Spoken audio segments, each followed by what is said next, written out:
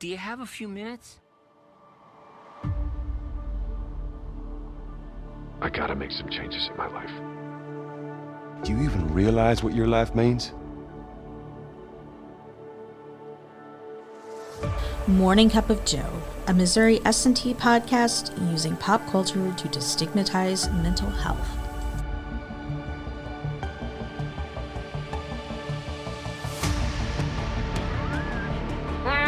Fake laugh, hiding real pain.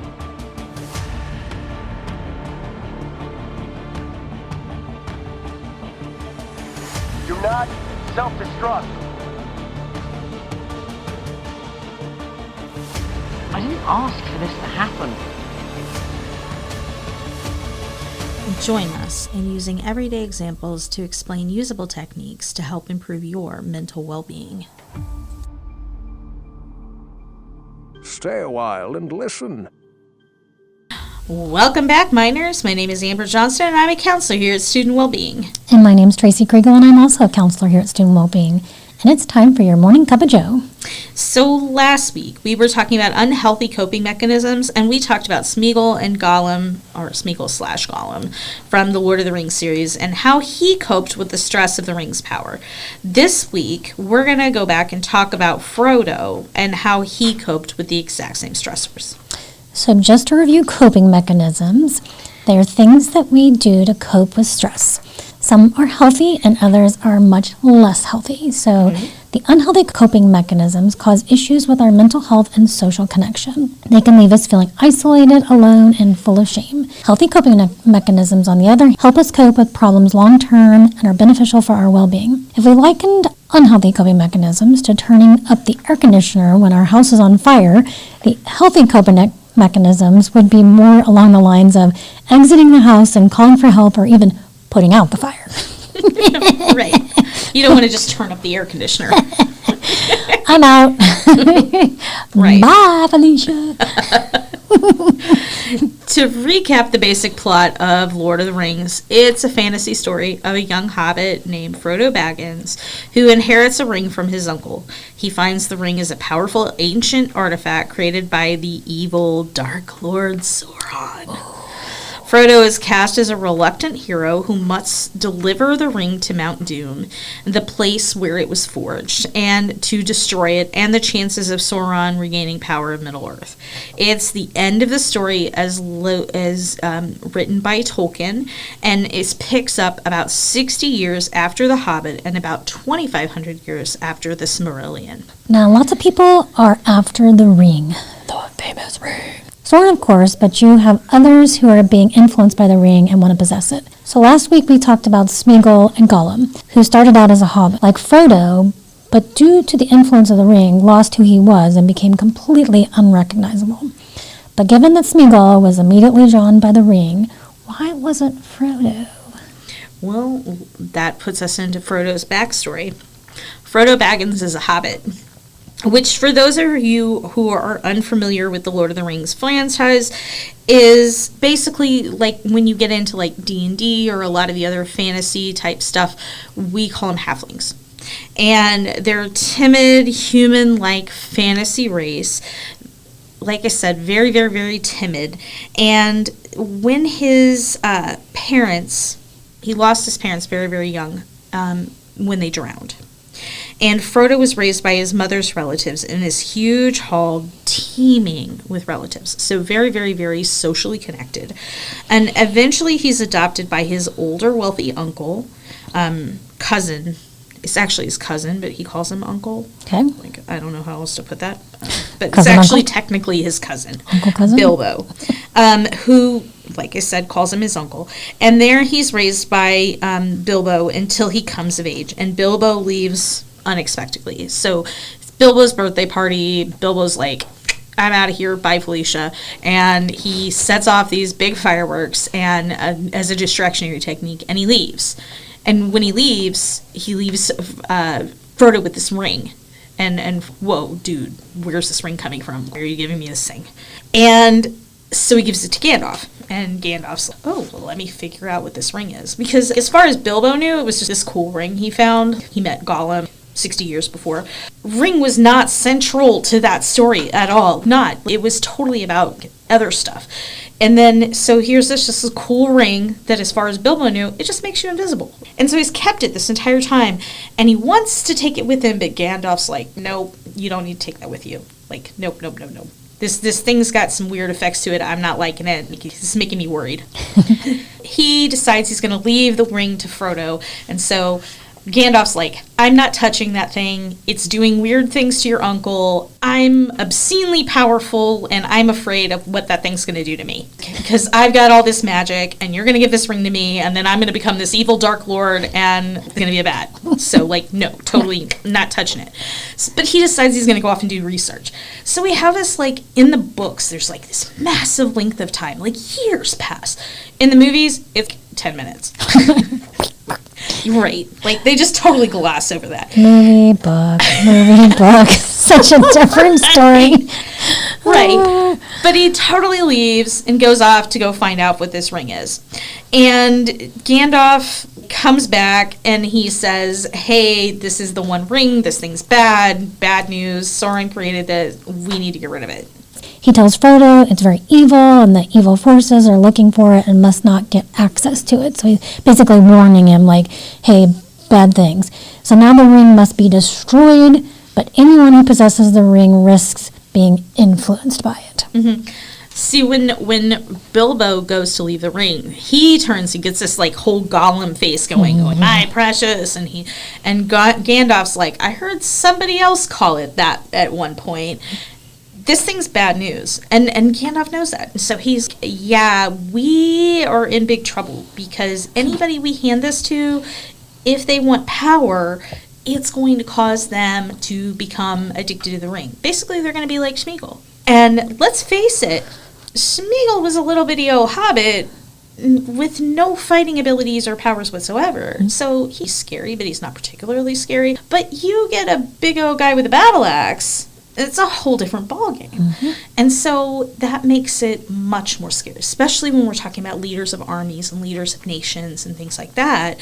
Now it becomes more powerful. So Frodo very much becomes a reluctant hero. He's tasked with this whole thing. Hobbits are very domestic. They're not very adventurous. They like farming and food and family, and they're very noted to be shy and timid and not an adventuring hero. Not the kind of person that's going to carry a ring across a country. Like, hobbits don't want the excitement. They prefer things to be nice and predictable. Nothing to disrupt their 7 meals a day. Yes. Yeah, they get pretty upset when you mess with their meals. The look, like in the original Hobbit, like the Hobbit movie, when all of the dwarves show up and eat his supper, his face in that scene is priceless, because they just start showing up and helping themselves to food, and he's just getting ready to sit down and eat, and then, like, his dinner is gone. They've consumed all of it and made his house into a complete disaster. That should not happen. No. Don't disrupt my mealtime. Yes. So the council meets to decide who should take the ring to Mount Doom. It seems like the person who wants it the least would be the best option. Which he is, of course. So what does this tell us about unhealthy coping mechanisms? Well, if we look at Smeagol, he didn't want to resist. He embraced the ring right from the start. It offered an escape for him, a way to get away from his life. And while Frodo didn't even want to use the ring at all, like, it literally sat with him, and according to the book, 17 years. Mm-hmm. And he's never once tempted to put it on. Like, he's just, it's there. And part of that could be ignorance, because he didn't know what the ring could do, but neither did Smeagol when he first saw it. Gotcha. Neither one of them knew. Smeagol was immediately, let me put this ring on. The ring was calling to him. It's going, Smeagol, wear me. And so Smeagol put it on. Frodo's, like, totally oblivious. Like, ring's sitting in a box, and Frodo's over here going, he never puts it on. Once he knew what it was, he didn't want to put it on. Gotcha. He didn't want anything to do with it. Frodo was connected with social community. Frodo had support. Frodo had, his mental health was in a good place. He felt connected. He sought aid from his friends. He engaged in problem solving. Those are all healthy coping mechanisms. And Frodo had it in spades. So by the time he got the ring, guess what he did? He used those. Right. So let's look back at the social aspect of it. Frodo seeks support from a variety of people along the way. So he had his best friend Samwise Gamgee, but he also had fellow hobbits, Merry and Pippin, Gandalf, and the rest of his fellowship. Along the way, they garner additional support from various other races and armies. So he had a bunch of people, that were helping him along the way.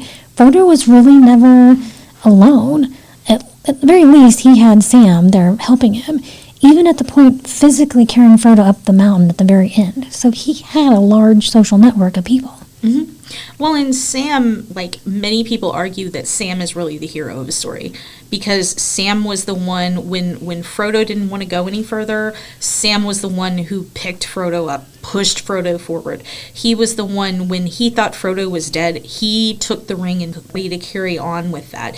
They really thought Sam kind of comes across as the hero of the story. Right, and in some ways he was, but he wouldn't have been able to do it if Frodo hadn't allowed Sam to be there for him. There's a big difference between Frodo and Smeagol. We don't know if he could have had anyone, because he doesn't really ask for help except as a form of manipulation to stay alive and close to the ring. Well, and Frodo's the opposite. He has a lot of people helping him in the best ways that they can. He not only has physical support in the form of people physically protecting him, you've got people with swords and bows and magic and everything surrounding him and keeping him safe. But on top of that, he has emotional support and friendships, and many of the relationships form because he needs help. And while a few of them existed prior to the crisis itself and seeking help during that crisis is what allowed him to form new bonds, new relationships. And now for those who feel like they lack social support like Smeagol did, how do they get that? How do they get those social supports? Right. Well, if someone doesn't have friends or family that they can count on, often there are support groups and there are therapy options that they can help you get connected to. So if it's reaching out, especially for S&T students, here, right now, today, not back in, Lord of the Rings times, but today, for you students who are listening to this podcast, you can reach out here on campus to student well-being, and you can get help getting connected to someone. So if you're listening to this podcast today and you're saying, you know what, I can kind of relate to what Amber and Tracy's saying, maybe I'm having problems getting connected. Mm-hmm. At the end of this podcast, we're going to tell you how you can get connected to our services. So you can go onto our website, you can get connected. There are people who can help you get connected. So going back to the Lord of the Rings. Right. Come on back there. Let's talk about Frodo's self-soothing, his self-comforting. We often see these coping strategies in the form of emotional regulation, behavioral regulation, emotional expression, and emotional approach. For Frodo, we see him tempted to put on the One Ring when the Black Riders came close. So Black Riders are coming. For those of you who are not familiar with the storyline, you've got these big, they look like billowy black capes that are really scary, spooky looking. They remind, have you ever watched Harry Potter? They're kind of like the Dementors. They look kind of like the Dementors in Harry Potter too. So you've got these things, and they're coming close, and he feels the pull of the ring closer. Because remember, if the ring is that unhealthy coping, then it's him pulling, or the stressor, he's going to be pulling towards the ring in order to cope with the fear of these things. He's able to note that he's feeling tempted, and he realizes it's the ring, and at this point he calls out Elsbereth Gilith. I am terrible at pronouncing these elvish names. It's a hymn, an elvish hymn that's described as being calming and has religious meaning. So basically at this point he calls out this religious hymn that calms him. Mm-hmm. So calling out a religious figure or a saint for protection. Absolutely. Religion can be a fantastic coping strategy. It allowed him to feel courage and strength when he needed it, and offer him solace, resilience when he needed it at that very given moment. So that was he found strength and faith. Yes. Yeah. Yeah. And that religion can absolutely be a healthy coping mechanism. Right. And it's another thing we see with Frodo is that he remained hopeful and determined in his quest, and he doesn't fall into self-pity and hatred like Smeagol or Gollum does. He continues to look for the best in others and in himself. He saves Gollum's life, he bargains with Gollum for safe passage, and he works towards his goals. He doesn't give up. Mm-hmm. And yes, this and social support are the biggest differences. Like him not giving up, him not falling into that self-pity, him looking for ways to support himself. He has that grit and resilience that we talk about all the time, like to be able to cope with these stressors. Right. So after all that we've talked about thus far, what are some ways we can incorporate these lessons in our own daily lives, Amber? Okay. Well, first of all, we can ask for help when we're struggling. Right. And be that from friends, be that from family, or even from professionals, professors, people we know in our lives, student well-being. Right. We can reach out and say, hey, I'm struggling, I need some help, I'm lacking connection, I'm experiencing this stressor, I'm having a hard time. Another thing we can do is we can keep focused on our goals and not get bogged down in self-pity. It's okay to feel our feelings and process them, but we need to move through them rather than taking up residence in them like Gollum does, because that's what really Gollum, he becomes, his self-pity becomes everything for him. Like it's his way of dealing with all of these feelings. Like, yeah. Yeah. I wanted to expand on who you said you can ask help for because, you have your advisors who are there, you have your athletic coaches, you have our RAs, there are so many people on this campus that you can reach out to for help.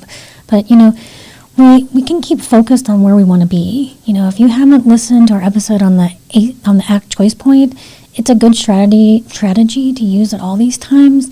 But we simply have to ask ourselves if our actions are taking us closer to our goals. I think that's a really good introspective look that we have to take is, are we getting closer to our goals? Ask ourselves that. Well, in building on the also we mentioned people on campus, the student involvement, what are those called? Peer involvement advisors? Yes, thank you. PIAs. Yeah, the words were escaping me. The peer involvement advisors. If you're looking for ways to get connected and find friendships and get involved on campus, they're able to help connect you to clubs and organizations and groups with people that share common interests. That's a great way to find people that share things that are similar to yourself. Right, and if, stopping in over at Student Success, Monday through Friday, they have pet therapy over there. If you don't feel comfortable just getting into an organization, hop over there Monday through Friday around lunchtime. There's dogs over there. Pets can help you connect with people. And last semester, they added on Monday through Friday. It used to be only on Mondays and Thursdays, but now it's Monday through Fridays. So That's animals nice. always help just kind of with that level of connection. You can talk about pets, or even if you've never had a pet, maybe just wanted to have a pet. It's just that segue into lowering the threshold of being able to talk to somebody, and it's just that nice way to just kind of work right in there and just, oh, do you have a pet? What's your pet's name?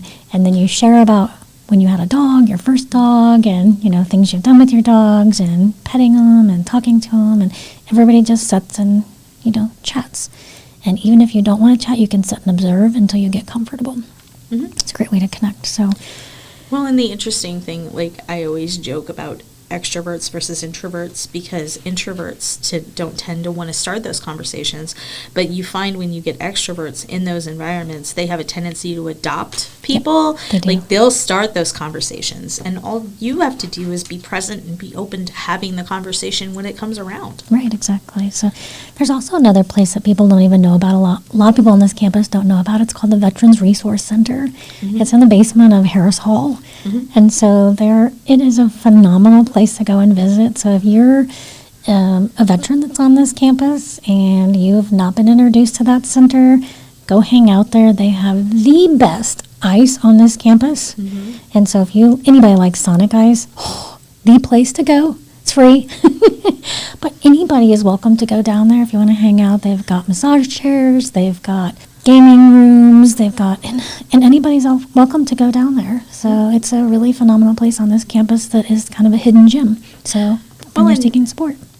building off of that, when you talk about gaming rooms, there are tons of, like, I am big into gaming, and so if you like gaming and you're feeling disconnected on campus, gaming is a great way to start feeling connected with people.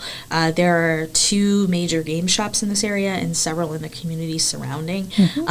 Going to the game shops, they'll post on bulletin boards and things, different games that are running, and you are able to get connected with various tabletop games, board games, whatever kind of games you're interested in.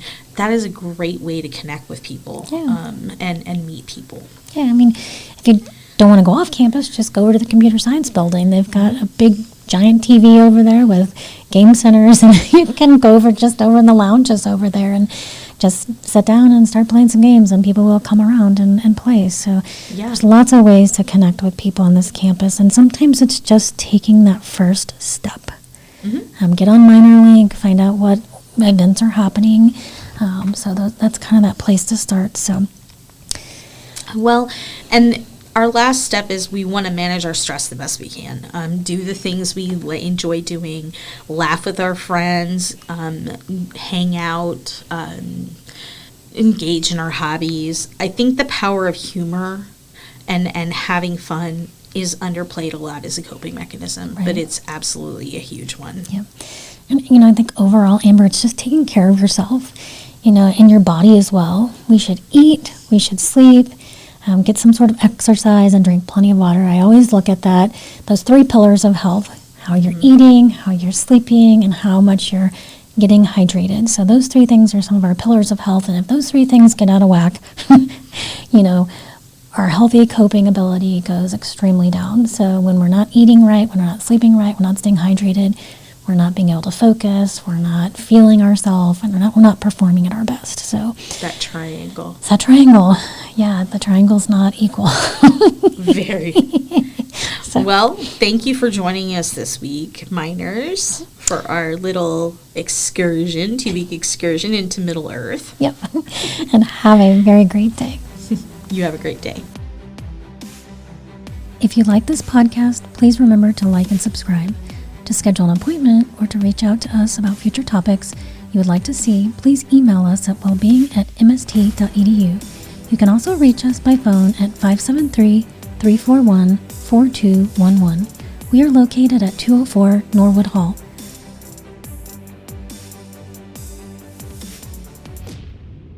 I accept the challenge.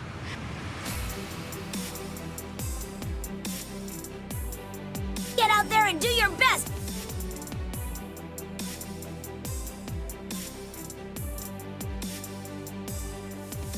Hey, go easy on yourself. Come on now.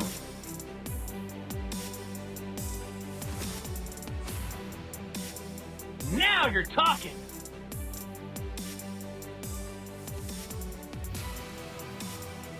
For more mental health and well-being content, please follow us on Facebook at Missouri S&T Wellbeing and on Instagram at S&T Wellbeing. But most importantly, never give up.